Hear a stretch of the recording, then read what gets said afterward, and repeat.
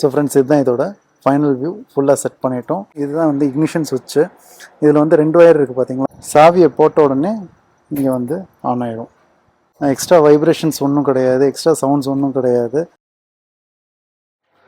Hi friends, welcome to Hussain's brief. இன்றைக்கி இந்த போஸ்ட்டில் வந்து இந்த mobile holder cum charger, so இதை வந்து நம்ம வண்டியில் வந்து ஃபிட் பண்ண போகிறோம். நம்ம வண்டி ஆக்டிவா. ஸோ ஆக்டிவாவில் வந்து இந்த சைட் மிரர் இருக்கு இல்லையா, ஸோ இதில் வந்து இந்த நட்டை லூஸ் பண்ணிவிட்டு அந்த இடத்துல இதை வச்சு ஃபிட் பண்ணிட போகிறோம். அண்ட் உள்ளுக்குள்ளேயே வந்து பவர் கனெக்ஷன் நம்ம கொடுத்துருவோம். 2 amps சார்ஜர்னு சொல்லியிருக்கு, ஆனால் இந்த வயரை பார்த்தா அப்போல்லாம் தெரியல. ஸோ இனியோ ஒரு சார்ஜர் ஆன் தி கோல நமக்கு வந்து மேப் பார்த்துட்டு போனாலும் நமக்கு சார்ஜ் ஆகிற மாதிரி ஒரு சார்ஜர். நான் லோக்கல் மார்க்கெட்டில் தான் வாங்கினேன். ஸோ கடையில் ஒரு 2-3 மாடல்ஸ் காட்டினாங்க.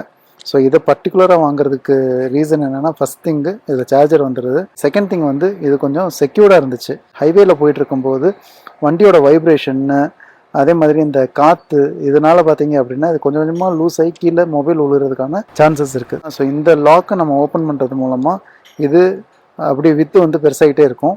நமக்கு எவ்வளோ தேவையோ அந்த வித்து வந்ததுக்கப்புறம் மொபைல் வச்சு லாக் பண்ணிவிட்டு இது செகண்ட் லாக் நம்ம பண்ணிட்டோம் அப்படின்னா, ஸோ அதுக்கு மேலே இது லூஸ் ஆகாது. ஸோ இதை எப்படி மாட்ட போகிறோம் அப்படின்னா, ஸோ இங்கே கனெக்ட் பண்ணிவிட்டு இதுக்குள்ளேருந்து வயரை உள்ளே ட்ரைவ் பண்ணி கொண்டு வந்து இக்னிஷன் கனெக்ஷனில் பேட்டரியில் நம்ம கனெக்ட் பண்ண போகிறோம். இதுதான் வந்து இக்னிஷன் சுவிட்சு. இதில் வந்து 2 ஒயர் இருக்குது பார்த்தீங்களா. இது ப்ளஸ் மைனஸ் கிடையாது ஆக்சுவலாக. இது ஒன்று டுவர்ட்ஸ் லைன்னு, இன்னொன்று வந்து ரிட்டர்ன் லைன்னு. இப்போ இது ரெட் ஒயரில் வந்து எப்பயுமே சப்ளை வந்துக்கிட்டே இருக்கும். இப்போ நான் இங்கே டச் பண்ணுறேன் பாருங்கள். ரெட் ஒயரில் எப்பயுமே சப்ளை வந்துக்கிட்டே இருக்குது. அந்த பிளாக் ஒயரில் சப்ளை இல்லை. ஓகேவா. ரிட்டர்னில் சப்ளை இல்லை. ரிட்டர்னில் எப்போ சப்ளை வரும் அப்படின்னா, நம்ம இங்கே சாவியை இக்னிஷன் ஆன் பண்ணோம்னா மட்டும்தான் ஸோ ரிட்டர்ன் லைனில் சப்ளை வரும்.